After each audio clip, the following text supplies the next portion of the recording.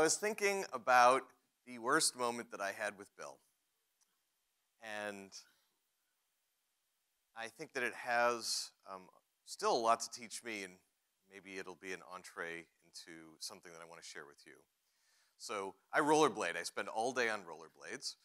And the headquarters for X, which is the moonshot factory for Alphabet, thank you for the introduction, is about a 10, 12-minute drive away from Google's headquarters. And it's about a 25-minute skate. So sometimes I drive when I go over there, and sometimes I skate over there. And I never fall on my rollerblades, because I've just been doing it for a long time. But I was zooming over there a couple of years ago, late in Bill's life, and I was going on my skates. And there was just one of those stupid little tubes across one of the overpasses that goes over 101 that's counting the bicycles that go past it.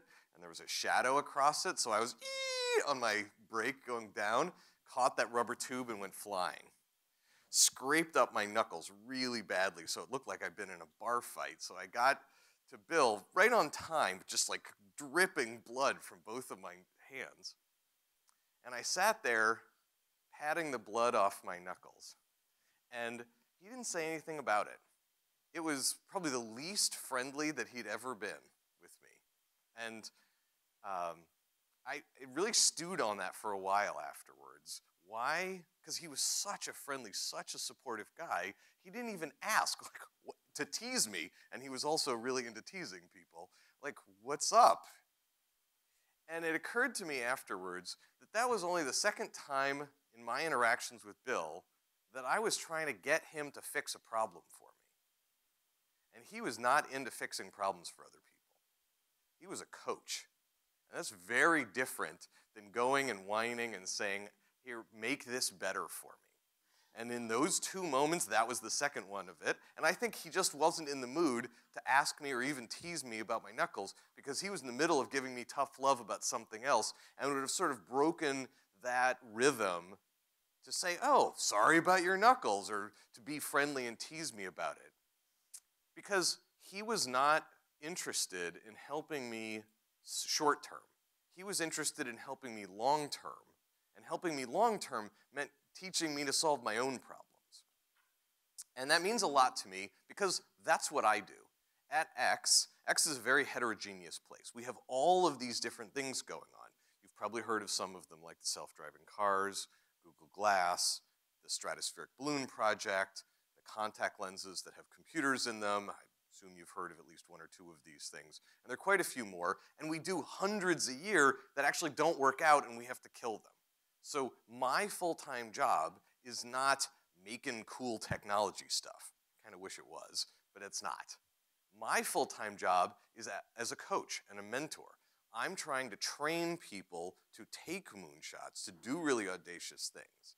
And so I'm also in that position all the time where I want to help them. I want to jump in and fix their problems. It'll make them look better. It'll actually make me look better to Larry and Sergey if I do that, short term. But if you take a really long time horizon view of it, that's the wrong behavior. So I want to tell you about some of the things that I do in trying to help the people at X, and maybe you can steal some of those ideas, either as a mentee, you can take some and practice them, or as a mentor, you can use those in mentoring other people. So one of them is 10x thinking. It's the most something for nothing you will ever find in life. If I come to you and I say, I want you to join me on the audacious mission of making these widgets 5% better. Meh, you're not going to join me. If you do, I'm going to have to seriously overpay you. If I manage to overpay you so you come so we can do this lame thing together, you're going to be looking over my shoulder all the time to find the next better thing to do. If I say, let's take this thing and blow it up, let's make the world 10 times better, now there's a fire lit in your heart. You're like, holy shit, I might come do this even if they didn't pay me. And you won't be looking over my shoulder for the next cooler thing that's there. You will come to work faster, you'll work harder, you'll be more creative, you'll probably do it for less pay, and you'll actually be happier. Something for nothing.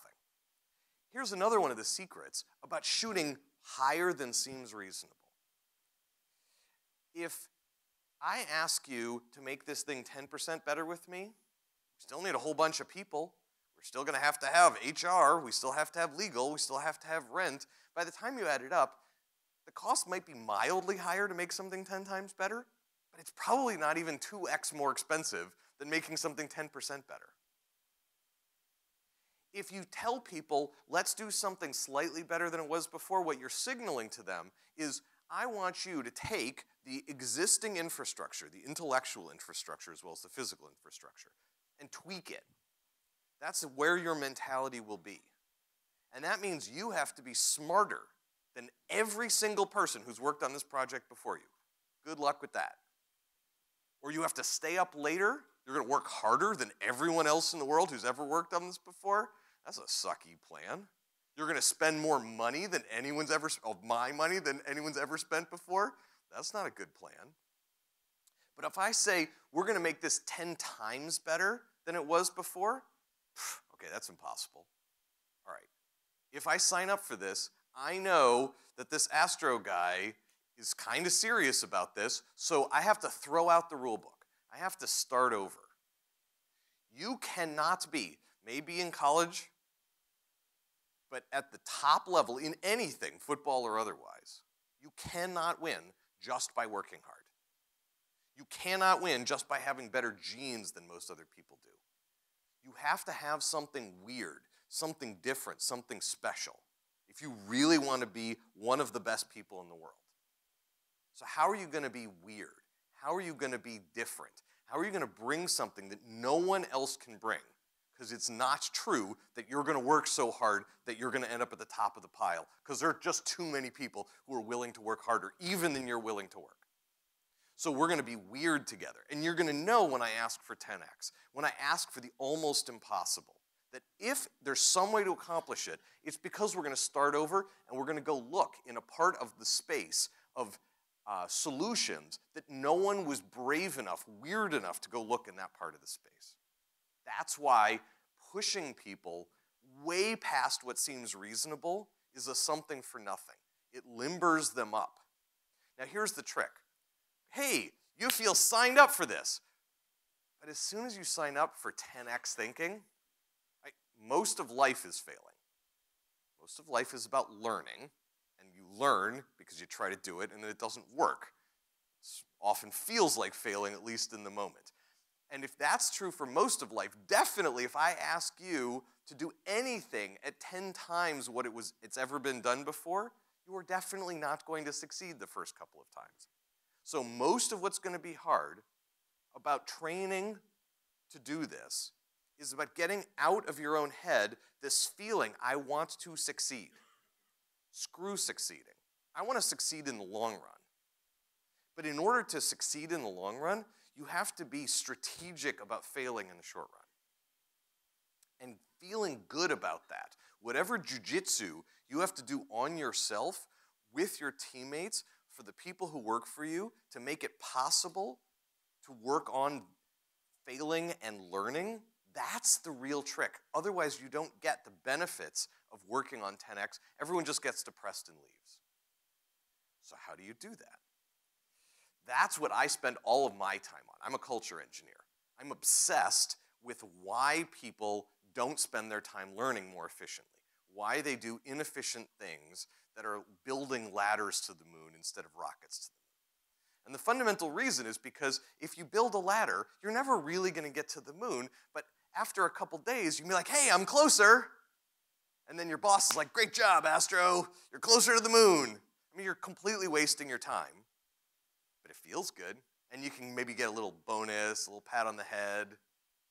That's the wrong question. You need the peers that you're around. You need your manager, or if you're the manager, you need your people to deeply understand you do not give a crap if they're closer to the moon. One of the jokes that I have at X is, if we were going to train a monkey to stand on the top of a 10-foot pedestal and recite Shakespeare, should we build the pedestal first, or should we train the monkey first? You look like you've made progress if you build the pedestal, but you definitely have not de-risked the problem one iota. You should spend all of your energy training the monkey. If we get that working, we can always make a pedestal. And yet, most people, most of the time, are building pedestals. Because the monkey's just too hard and you probably won't succeed. You know you can make the pedestal. You feel like you're going to get partial credit when you do that. And even in Silicon Valley, that's most of what goes on. In most of business, in most of the world, it's all pedestal building. It's all bullshit. And it's just because the culture in businesses, in other organizations even that aren't for-profit, is not about rewarding people for taking the right kind of risks. I'm just going to end, before I give you a chance to ask some questions, with a few examples of how you can set these cultural norms to get more of what you want. So example number one. Instead of making an award for who got the best outcome, because you can't control the outcome of an experiment. If I want you to fail fast, what I mean is I want you to thoughtfully run experiments that will teach us something meaningful. But you can't control the outcome of the experiment. If you could, it's not an experiment. So we ought to be rewarding people for the quality of the experiment, not the quality of the outcome. Have you ever seen a place that gave an award, because we do at X, called the Get Weirder Award, for the quality of the experiment, and you give out the award after the experiment has been designed? And I don't just mean a technical experiment. I'll give you an example. There are lots of experiments that have nothing to do with being technical.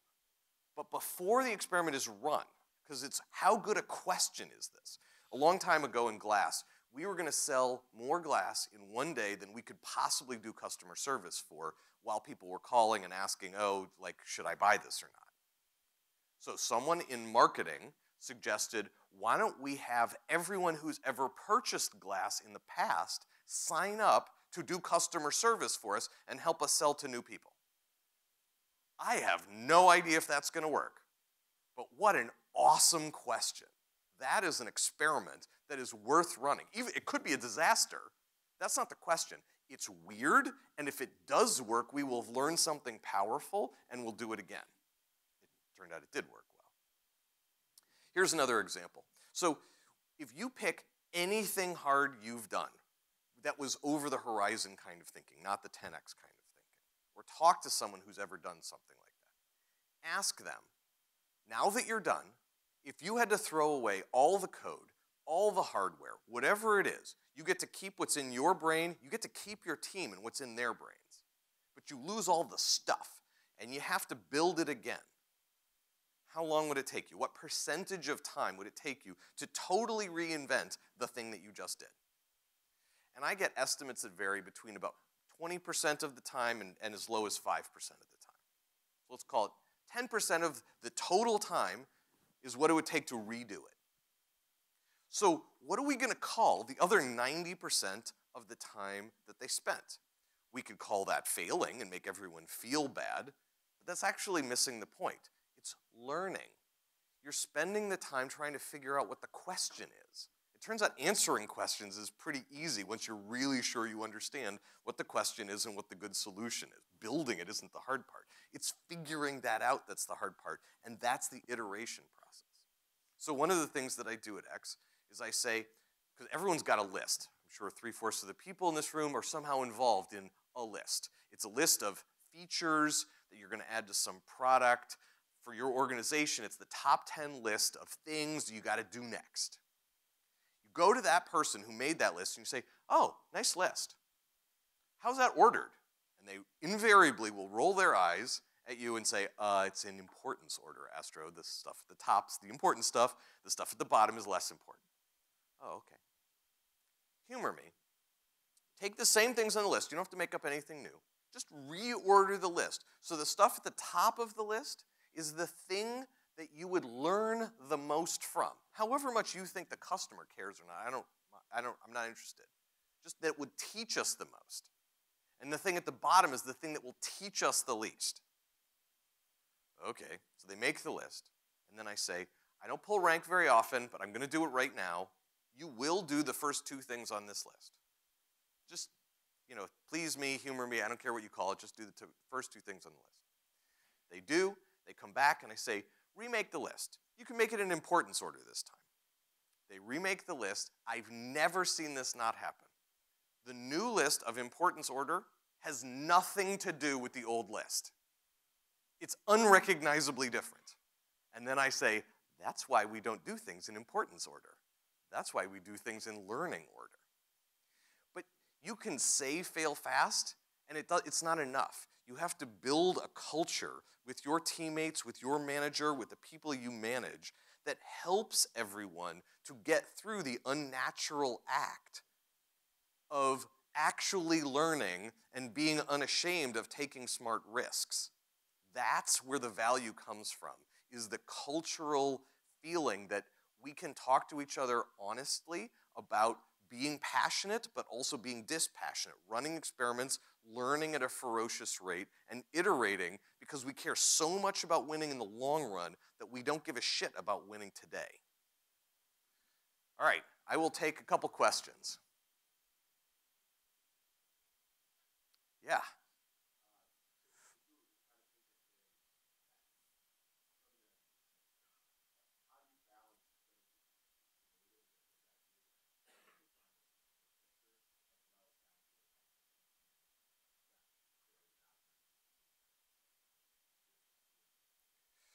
Sure, so I'm going to translate what you said a little bit. I can sometimes get pushback. Look, it's not all about audacity. Sometimes you got to actually just knuckle down and do the work. Yes, that's true. Once you design an experiment, whatever the experiment is, there's often hard, grungy work necessary to thoughtfully and properly run that experiment. If you do it right, you will be very clean and crisp about the experiment on the dimensions that matter with respect to the question you're asking, and you will cut tons of corners in the dimensions that don't matter with respect to the question you're trying to answer. And then it could take as much as 6 months to answer that particular question, and you might have to do some hard work between now and then. Yes, absolutely. I would certainly suggest that moonshot thinking is somewhat fractal. Now that you've committed to doing this thing over 6 months, if it's really that long, sure you can't ask a question in 6 days, which even if it doesn't guarantee the answer after 6 months, will give you a heads up, because you might be surprised that even for that 6-month experiment, you were planning to just focus on and work, that over 6 days, you could have just peeked under the covers in some creative way that would have taught you that that's actually 6 months wasted because it was the wrong question. Now, maybe not, but even within that 6-month project, I think that there are creative ways to come at the question asking and at the experiment building. But I'm not dodging the issue. Yes, you have to do hard, serious work from time to time as part of getting a rocket ship that can go to the moon. Yeah.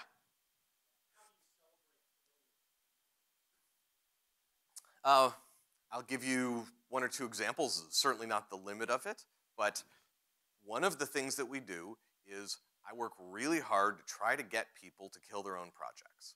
It's very painful, and even at X, it doesn't go great. But if I come to you and I say, you know what, the thing you're working on sucks, and you haven't been brave enough to say it, so I'm going to kill your project. You gripe, you feel demoralized, I look like the asshole, and there's negativity and tension in the organization. If I could convince you to raise your hand and say, you know what? In the card counting of innovation that we're trying to do, we're placing all these bets in parallel. The thing I'm doing is pretty good, but we could probably be placing even better bets with me and my team. I think we should stop doing the thing that we're doing and redeploy me and the rest of the team and the money that we're spending on something else. Don't fire us, just let's stop doing this particular question asking, this particular moonshot that we're on. If I could get you to do that, which sounds almost impossible, what's in it for you? But if I could, just once or twice, I get you up on stage with your team, and I say, these people, by raising their hand and saying that they're doing the wrong thing, that they've now come to the understanding through the great work that they did and the question asking they did, have discovered that this isn't the right moonshot to take, have added more value to the innovation process we're all doing than you all have added this quarter. And everyone in the room is thinking, well, that doesn't make a lot of sense. I'm winning, they're losing. How come they're up on stage getting the pat on the head? And these guys are all getting bonuses. Here's your bonuses, guys. See, now you all are like, I'm extra ripped off. They're getting money and thanked. Take a nice vacation. You got nothing to do right now. And whenever you're ready, come back, and the world's your oyster. I'm sure any team here would hire you. And everyone's thinking, well, they are pretty good at their jobs. I mean, like, I know, like, Bob's been in the lunchroom every day, and we're talking about lasers and whatever. You know, start a new moonshot. It'll be good. The first 100 times you do this, it seems kind of nuts, but after a while, everyone gets used to it. And that's part of what it takes is repetition of the cultural norms. So that's an example. Another one that's like a microcosm of this that happens all the time. Someone's sitting in a meeting and says some crazy idea. What if we could put a ring of copper around the North Pole and harvest the Earth's magnetic flux? There's like a sloshy liquid bit inside the Earth that's mostly iron and joggles back and forth as the Earth rotates, and that causes the B field to go like this twice a day on the Earth. So if you have copper wire around the North Pole, you could just pipe energy back down. Holy shit, I want to run my fingers through your brain. What a gorgeous thing to say. High five, big hug. Everyone, you should be like Sally. God, that was awesome. In the same meeting, Sally, let's get up on the whiteboard. Most of our ideas, most of my ideas suck, most of your ideas suck. This idea probably will not survive this meeting. But let's not just dismissively throw it away. That's just the reality. That's the statistics. Help me kill this idea for the right reasons. And we get up on the whiteboard and other people are helping us. We do 20 minutes of work and we satisfy ourselves, this is not going to work out. High five. God, that was a gorgeous analysis Sally just did. Big hug. We all walk out of the room and Sally is glowing. She just got 2 high fives and hugs. She somehow got credit for starting the idea and killing the idea in the same meeting. And that's not bullshit, right? It's that sort of stuff repeated over and over and over again that causes a team to behave somewhat less dysfunctionally than everything else. Yeah.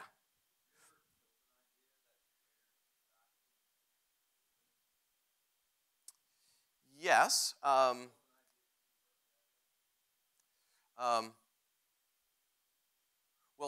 I'm not sure I would say we've killed an idea too early. We've killed ideas because they were too early. You know, oh, this thing would be so awesome. Our teleporter would work and it'd be pretty cheap, but only if there was a big chunk of unobtainium in the middle of it, right? All right, it's fine. We can't find any unobtainium, it's gone, right? Gone is dead, but then a year or two later, someone notices, hey, someone found a big mine of unobtainium. Now unobtainium is actually somewhat more available. It's not cheap yet. Maybe let's go take another look at that teleporter and see whether now is the time to revisit it. So that's more the way it feels, not so much usually we did bad analysis, but we did the correct analysis at the time, but the world's changed and it deserves to be reanalyzed because the assumptions baked into why we stopped doing it are no longer safe.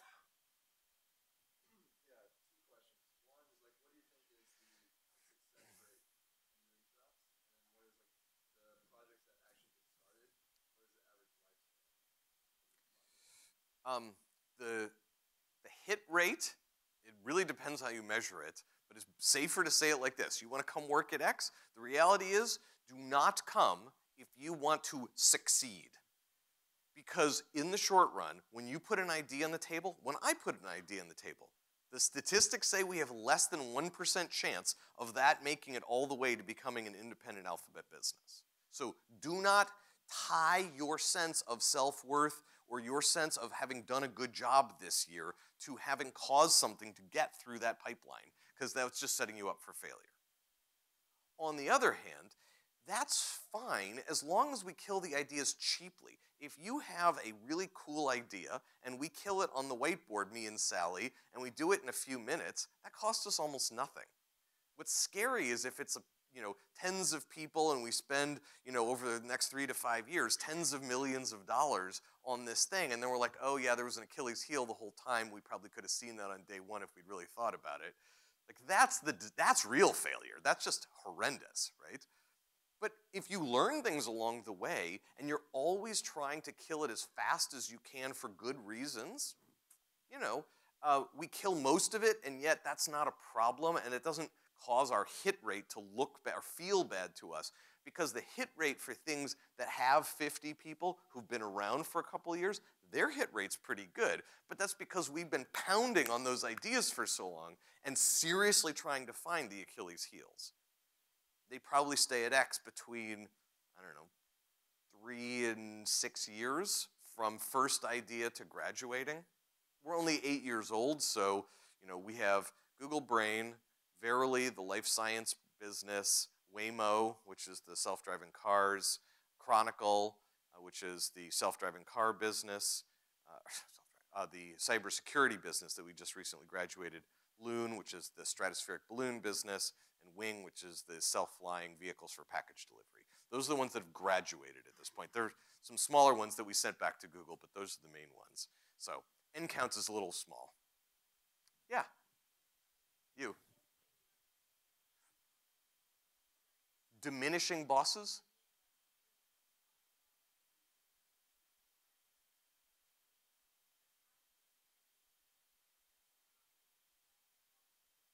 I'm so glad you asked that question. So, are you guys ready? This is slightly different. I'm going to give you a 60-minute talk on innovation in 60 seconds. I've done this so many times, I've got it down super fast. So usually this is like CXOs, room maybe half this size. They're like all the CXOs for Unilever or Procter & Gamble or GE or something. And they're calm, they're like, okay, tell me how to innovate. Really want to be innovative. So you do this game. Choice A, choice B. Ready to play a game? All right, choice A, you can give $1 million of value this year, bottom line to your business, and it's guaranteed. Choice A, $1 million, 100% chance you will give it to your business. Choice B, $1 billion, bottom line to your business this year, but it's not guaranteed. It's 1 chance in 100. Choice B, $1 billion, 1 chance in 100. Choice A, $1 million guaranteed, 100%. Who's choosing choice A? Who's choosing choice B? All right, if your children are gonna starve to death if you don't get the money, maybe you choose choice A. Statistically, from an expected utility perspective, choice B is the correct answer. That's the math test, right? And so almost everybody raises their hand for choice B. And I say, keep your hand up. Now, lower your hand, or keep your hand up, as long as your boss, in any way, even slightly, wants you to choose choice B or would support you in choosing choice B. And every hand in the room goes down. And then I say, you know what innovation is. You don't need a lecture on innovation. You need a new manager. Life is short. I'm sorry that this doesn't sound very uplifting, but if you have a diminishing manager, you should quit. Life is just too short to spend time trying to train upwards bad people to be better managers. I think the most clear way to explain to them they're a bad manager is go get a good manager. One or two more. Yeah.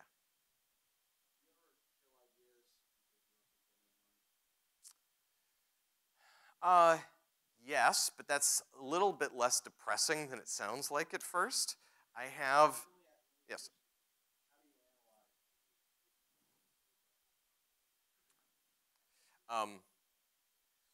That separate thing, like how do we do the business plan in the early days? That's very case dependent. In the energy market or the transportation market, it would be very different. I think for the purposes of today, the way I would describe it is this. We're very purpose driven. However, I deeply believe that things that make money get bigger over time, and things that lose money get smaller over time. So if you have a proposal for how we're going to save the world, but it's going to lose 1%, You don't have a proposal for how we're going to save the world, because things that lose money do not save the world. And I think like the failure of NGOs around the world over the last 50 years have satisfied most of us that that's just not how to fix things. So it's a little bit hard-hearted, but I deeply believe that being purpose-driven and being profit-driven are not only not in opposition to each other, they are inherently aligned if you do it right. Last one, yeah.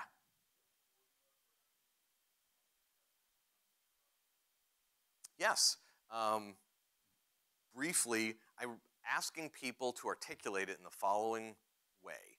So we have these three big circles, and I say we live at the intersection of these three things. So if you want to tell me about a moonshot, it better have these three components. Number one, it needs to have a huge problem with the world that you can name and you want to go away. This is the purpose-driven part of it. You have a frictionless surface. I think that's frickin' cool. I'm a nerd. But that's not a moonshot, because that's not a problem. That's a thing. What's the problem you want to fix? If you can't name that, you're done before you start. Number two, tell me about how you're going to solve this in a radical, uncomfortably weird kind of way, the radical solution. Not because we're cowboys or because we want to look cool. This is back to the weirdness thing from before. If you don't have a story about how we're going to solve that huge problem in a weird way, then by definition, if it's not weird, other people have already been trying it. So then you must think you're smarter than everyone else, or we have more money than everyone else, or you're going to stay up later at night than everyone else. I just don't like those odds. So tell me that radical solution. And then number three, especially at X, tell me about the breakthrough. So, you know, the first one, the problem, the radical solution, you could say, hey, I've got, like, we're going to end war using a time machine. Okay, maybe. You have to tell me how we're going to start. What is the aha from a technical perspective that doesn't guarantee that this will work, but that at least gives us a glimmer of hope that maybe it could work? Why am I placing this bet as opposed to another one? If you say, this is probably a crap idea, but here's this Hail Mary that maybe would work, what if, and it's only going to cost a few $100,000 to run the experiment and find out. Awesome. Because if it doesn't work, then we're done, and it didn't cost very much. And if it does work, then we have this wonderful holy shit moment, and then we can go on to, okay, what's the next best way to kill it? What else might be wrong with your idea? But to get onto that treadmill, we have to have a first kind of aha that makes us think that that radical solution, that science fiction sounding product or service that's going to fix that problem isn't completely crazy. All right, good luck, and think big.